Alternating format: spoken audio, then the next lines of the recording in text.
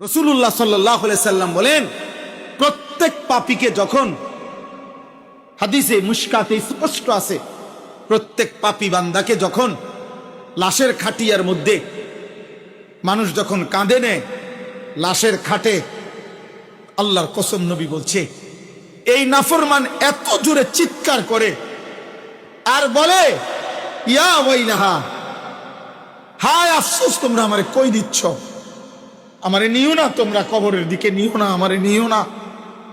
আল্লাহর কসম নবী বলছে, যদি একবার পৃথিবীর মানুষ ওই নাফরমানের লাশের খাটিয়ার চিৎকার যদি একবার জীবনে শুনতো, লাসাইকা, পৃথিবীর সব মানুষ বেহুশ হয়ে যাইতো, আর কোনোদিন মানুষ কারো লাশ কাঁধে নিত না, আর কোনোদিন কোনো জানাজা দাফন হইতো না, মানুষের লাশ পড়ে থাকতো, কুকুর বিড়ালে টাইনা হেসরাইয়া খাইত। কারণ ওই তো ওই ভয়ে নিবে না কাঁধে, কারণ যদি এটা চিৎকার মারে। এই জন্য আব্বা আল্লাহ বলেন, আমি চাইলে পারতাম, কিন্তু আমি তো চেয়েছিলাম।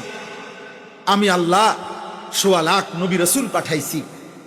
আমি আল্লাহ ২৩ বছর আমার বন্ধুর রক্ত শরীর ঝাঁঝরা করে দিছি, আমার বন্ধুর কলিজার খুন ঝরাইছি, পিঠে ঝাঁঝরা করেছি তায়েফের রক্তে, উহুদের দান দান শহীদে, ক্ষুধার কষ্টে পেটে পাথর বাঁধাইয়া, রাত্রি গভীরে চোখের পানি ফেলিয়ে আমি আল্লাহ তাআলা আমার বন্ধুর মাধ্যমে দিন পৌঁছাইছি, আমার কোরআন নাজিল করে দিয়েছি।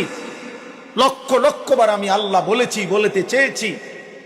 কবর, হাসর, আখিরাত, মিজান, ফুলসিরাত আমি আল্লাহ চেয়েছিলাম। এগুলো না দেখে, আমার নবীদের কথা শুনে, আমার রাসূলের কথা শুনে, আমার কোরআন শুনে, উলামায়ে কেরামের কথা শুনে আমি চেয়েছিলাম তুমি না দেখেই সেজদা দিবা, বিশ্বাস করবা, মানবা।